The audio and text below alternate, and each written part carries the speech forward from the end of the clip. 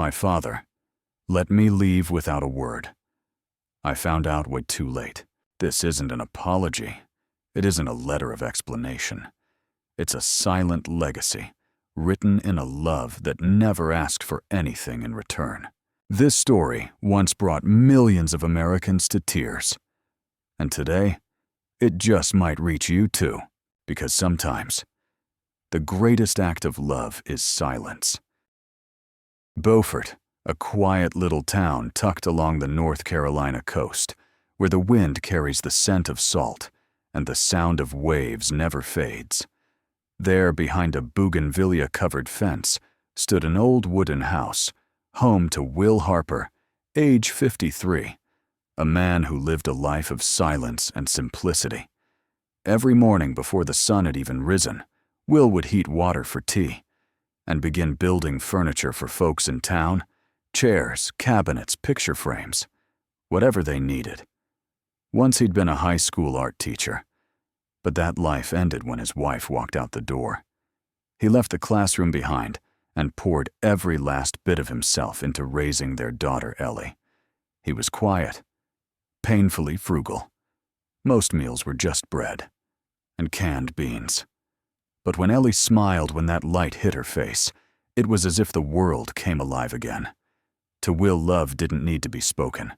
It was in the way he sliced her toast every morning, in the wooden frames he carved for her school photos, in the paper kites he built each summer just to see her run. To the neighbors, Will Harper was far from a perfect father, but he loved his daughter with everything he had. Ellie had just turned 18 that fall, that tender age when the world begins to unfold, full of promises, unknown paths, and wounds still too fresh to heal. She was still living with her father in the old wooden house by the sea. Simple dinners, warm silences. Never once did she complain. But then Cynthia came back. The woman stepped out of a sleek, gleaming car dressed in high fashion, with a smile so sweet it made Ellie uneasy.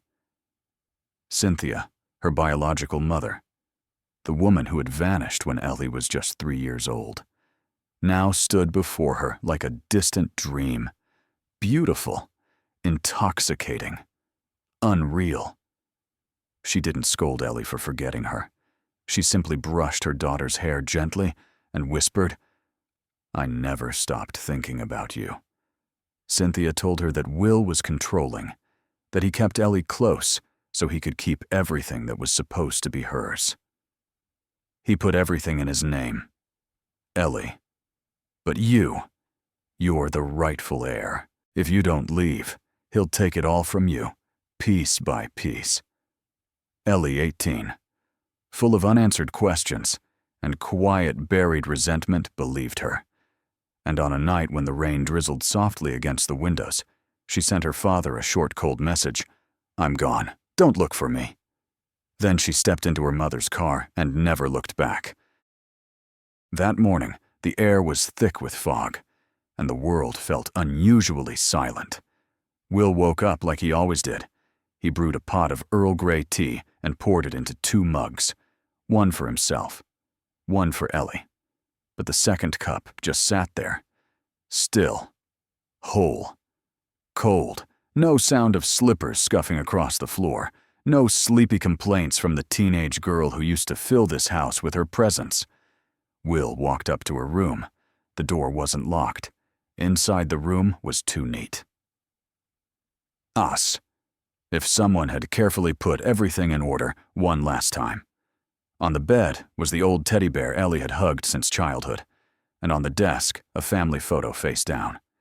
Will picked it up. It was from a summer long ago. Him, Ellie, and Cynthia, the woman who used to be his wife, his first love, his unhealed wound. There was no letter, just a single message on the phone, "I'm gone. Don't look for me." Will didn't cry. He stood there for a long time in the empty room, his eyes falling on the smallest details. A long strand of hair caught in a brush, a half-read book on the nightstand, the worn running shoes Ellie used for her morning jogs. Each item, a fragment of memory slipping quietly through his fingers. He didn't call. He didn't chase. Because he knew some battles can't be won with love alone, especially when that love has been twisted by sugar-coated lies. But deep down, he still believed one thing. One day, Ellie would understand. That same week, he met with a lawyer. He transferred everything, the old house, the patch of land by the sea, every last dollar in his savings account into his daughter's name. No conditions, no promises, not even a note of explanation. And in the back of his wooden sketchbook, the one where he used to draw plans for furniture, he wrote just one final line. Loving you doesn't mean holding you back.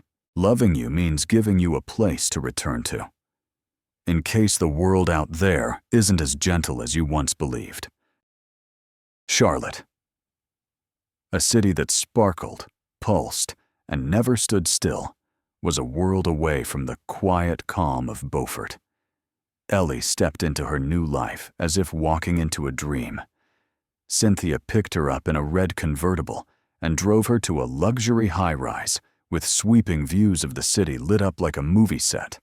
A new credit card, her own car, shopping trips, hair salons, lavish dinners in restaurants she'd only seen on screen. "You deserve all of this," Cynthia would whisper each time she handed Ellie something new. "Your father just wanted to lock you away in that rotting town." At first, Ellie drank it all in.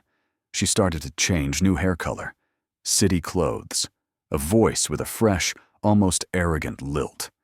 She attended college part-time but barely paid attention. Because Mom took care of everything. Then, about 3 months in, Cynthia's tone changed. One evening, just as Ellie was getting ready for bed, her mother called her to the dining table. She placed a thick stack of documents in front of her. "We need to have a serious talk, Ellie," she said gently. "The house in Beaufort, the land, the savings account, they're all under your name. But you're still young, inexperienced. I'm afraid someone might take advantage of you. So it's best if we transfer them to my name. I'll manage it for you. Just for now." Ellie hesitated, but then she nodded. No one had ever chosen her the way Cynthia did. She signed, didn't read, didn't question. Just felt loved, trusted, and finally freed from her past. 1 week later, her credit card was declined. Her car was gone. The apartment code stopped working. Ellie stood at the door, backpack in hand, staring at the lock screen flashing, "Access denied." She called Cynthia. No answer. Emailed. No reply. Everything gone in a single night. She ended up renting a dingy room on the outskirts of town, using what little savings she had left. Then she got a job waiting tables at a small coffee shop. 10-hour shifts, no insurance, no weekends off. The first few nights she cried quietly over instant noodles and tap water. But not because her mother betrayed her. She cried because she was ashamed, because she felt stupid, and but because she thought of her father. Still, Ellie didn't go back. The idea that Will had been selfish, controlling, still lingered, a stubborn bruise disguised as clarity. She told herself, if he really loved me, he would have tried to stop me. But he just let me go. For almost a year, Ellie lived like a shadow, worn down, invisible, and slowly losing hope. And every time she passed a shop selling handmade wooden furniture, she'd stop. Sometimes for a long, long time. Not because she wanted to buy anything, but because of the smell of the wood. That smell smelled like Dad. That night, Ellie had just gotten off her shift, 10 exhausting hours of carrying trays without pause. Her tiny rental room felt even smaller under the dim yellow light. The old AC unit groaned like it was trying to breathe, and everything about that space, the walls, the flickering bulb, the silence made her feel like life itself had become a spinning wheel with no way off. Her phone rang at 11:43 p.m., an unknown number. area code 252 Beaufort. She hesitated for a few seconds, then picked up. The voice on the other end was hoarse, but familiar. It carried the air of another time. "Ellie, is that you?" "Yes. Who is this?" "It's Ruth, sweetheart. I live next door to your daddy." Silence. Ellie sat upright, heart racing. "I'm calling to tell you. Will's gone, honey. This morning, his heart just stopped." He was sitting on the porch bench. The room exploded inside her head. She couldn't breathe. "No. No, that's not possible," she whispered. Vision, blurring, hands trembling. Ruth didn't say much more. Her voice softened, gentle and slow, like she was speaking to a little girl who just lost her last anchor. "He kept your room just the way it was, Ellie, for 3 years. Didn't let a single soul go in there. The whole town knew you'd left, but he never said a bad word. Every year, on your birthday, he placed a bouquet of white chrysanthemums in front of your door. Then he'd just sit there, all day. Like he believed if you just walked in, everything would be okay again." Ellie collapsed onto the floor, hands over her face, tears pouring hot. Violent, choking. For 3 years she never called, never wrote, never looked back. Because in her mind, Cynthia's words still echoed, "He never loved you. He just wanted control." But now, the only person who had ever held on to her, with silent, endless grace, was gone. No anger, no bitterness, no demands, just white flowers and a room that kept waiting, as if nothing had changed. The bus brought Ellie back to Beaufort on a quiet March afternoon. Sunlight stretched thin across the rows of pine trees, dancing softly on the still waters of the bay. She stepped off at the familiar stop, a small suitcase trailing behind her, like a tether to a past she had once tried so hard to abandon. The town hadn't changed much. White-painted wooden houses, porches blooming with wildflowers, old folks reading newspapers on front benches. But to Ellie, it all felt new, as if she was seeing it for the first time with eyes unburdened by bitterness. Will's house sat at the end of the coastal road. The old wooden gate still creaked when opened. The roof had turned mossy with time, but the porch was spotless, white chrysanthemums arranged neatly in their pots. Ruth had kept her promise. No one had touched a thing. The spare key was still under the stone by the step, just like her father always said it would be. Inside the house smelled of old wood, black tea, and something else, something deeply familiar. The scent of warm evenings and years before the hurt. She walked slowly through the house, her fingers trembling slightly, as she reached for the door to her old bedroom. Everything was still there. The paper star lamp she had made at 14 still hung in the window. The half-finished knitted scarf still rested on the chair. And on the desk, a single envelope aged and yellowed with time. The handwriting was familiar, slow, steady, patient. For Ellie, in case one day you want to know the truth. Ellie opened the letter. "My daughter, I don't know when you'll read this, maybe after I'm gone. I was never angry with you. There are pains we cannot speak, and there are loves that can only be kept through silence. I knew Cynthia would come back, and I knew she would confuse you. So I prepared. The house, the land, the savings, all under your name. Not to hold you back, but so that, if something terrible ever happened, you'd still have a place to come home to. I had the chance to remarry, someone kind. But I didn't. I was afraid they might change this house, might turn it into something you wouldn't recognize. I don't need you to forgive me. I just need you to know this real love keeps nothing for itself." Ellie collapsed onto the desk, tears falling freely onto the old worn paper. Her heart broke, not because of what she had lost, but because at last she saw clearly all that she had once been given. The next morning, Ellie sat on the porch, hands wrapped around a steaming cup of tea, eyes fixed on the shoreline. The waves still rolled in with the same steady rhythm as they had 3 years ago. But her heart? Her heart was no longer whole. The house was silent now. No more clinking of woodworking tools. No more jazz tunes crackling from the old radio Will used to turn on each morning. Just her, and an emptiness nothing could fill. Around noon, Ruth came by. She held an old wooden box in her hands with the care of someone carrying something sacred. Will told me, if you ever came back to give this to you. Ellie looked at the box. She hesitated, then slowly opened it. Inside was a bundle of documents tied neatly with a faded silver ribbon. She pulled each one out carefully. Property transfer forms, bank statements, and one worn leather journal on the cover in bold handwriting.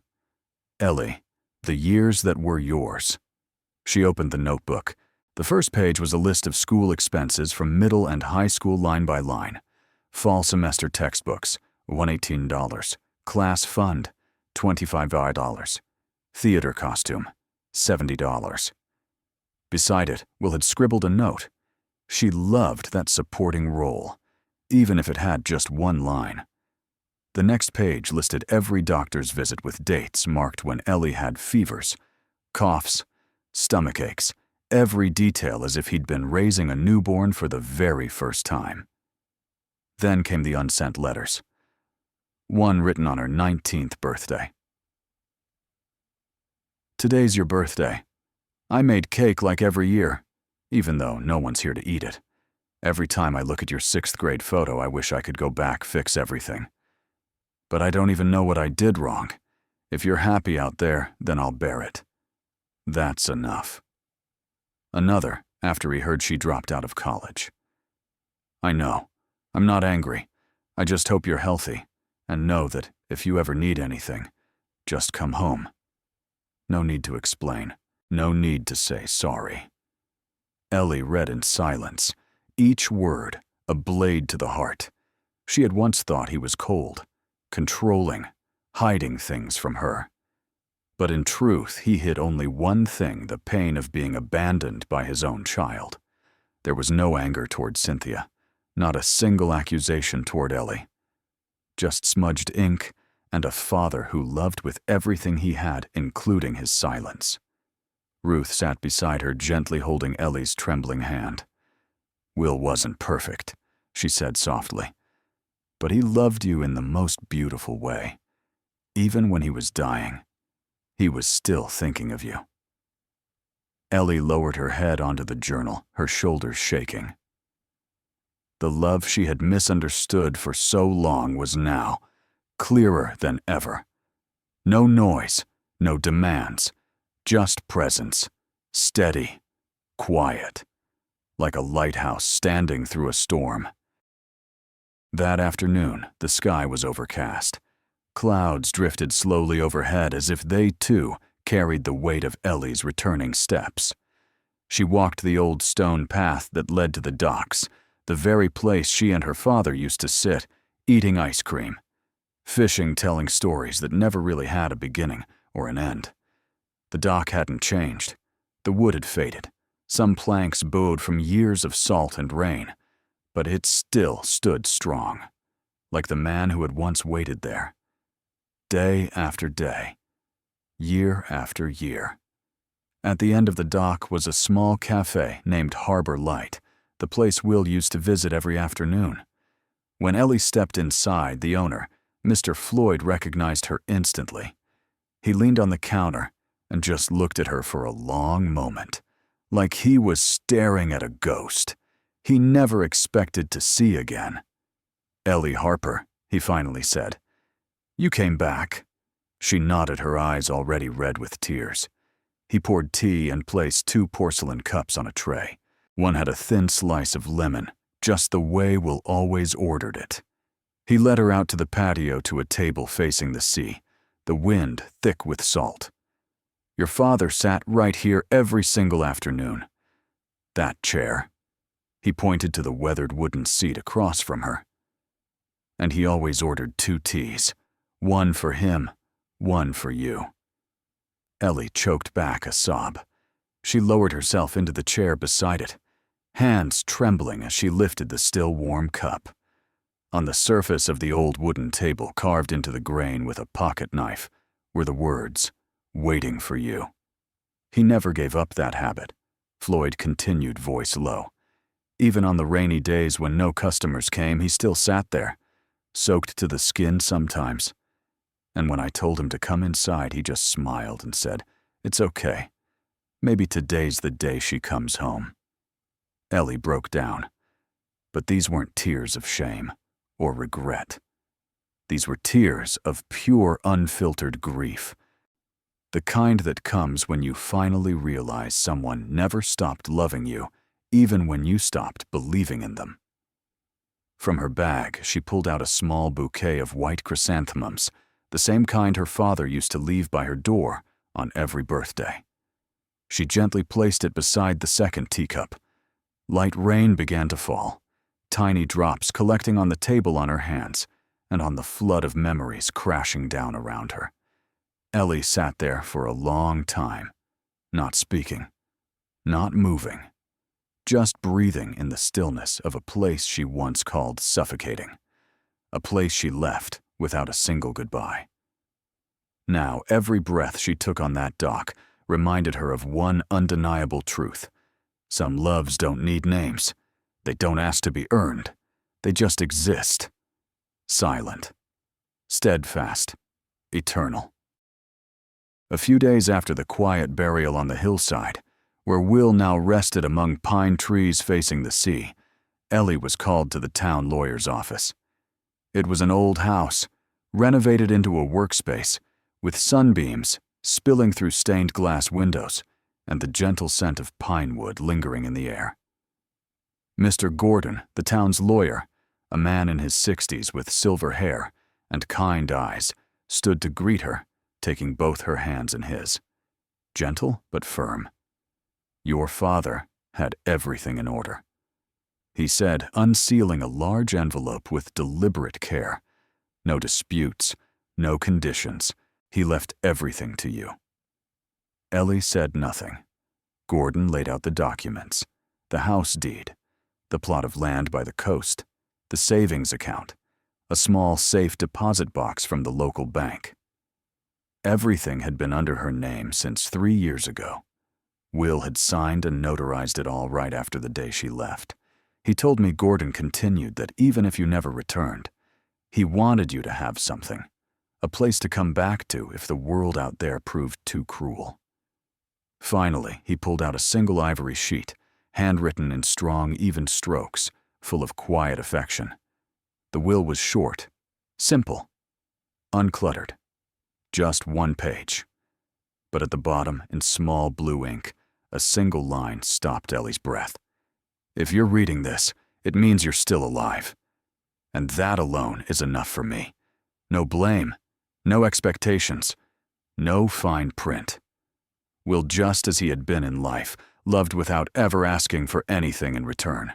Ellie pressed the will to her chest, as if it were the last piece of him she could still hold on to. Her eyes burned, but in her heart, something was beginning to mend. What her father left behind wasn't just a house, or a bank account, or a patch of coastal land. He left her a truth, soft, steady, unwavering, that no matter how far she'd gone, no matter how many mistakes she'd made, his love for her was still there, undamaged and never taken away. Ellie decided to stay in Beaufort, not out of guilt, but because this place had become a part of her, a piece of her that belonged to her father, to the quiet, enduring things he had done for her. She kept the little wooden house just as it was. No fresh paint, no new furniture, just rows of white chrysanthemums planted along the porch. The flowers Will used to leave outside her door every birthday. Each morning, Ellie woke early, brewed a pot of tea, opened the windows to let the ocean breeze roll in, and sat down to write. She started a blog called The Quiet Father, Every day she posted a small story about him, the time he learned how to bake just to make her favorite cake, the afternoon he waited in the rain outside her school because she forgot her umbrella, the nights he patched up her jeans by hand because they couldn't afford new ones. They weren't apologies, because sometimes sorry just isn't enough. But every word she typed was a bridge to the father who was gone, and to the part of herself she had once left behind. Ellie knew regret can't rewind time, but it can change how we walk forward. And in the soft, unhurried quiet of the small town, she began to relearn how to love, how to live, guided by the silent legacy her father left behind. Some truths come too late to heal the wound, but just in time to save the soul.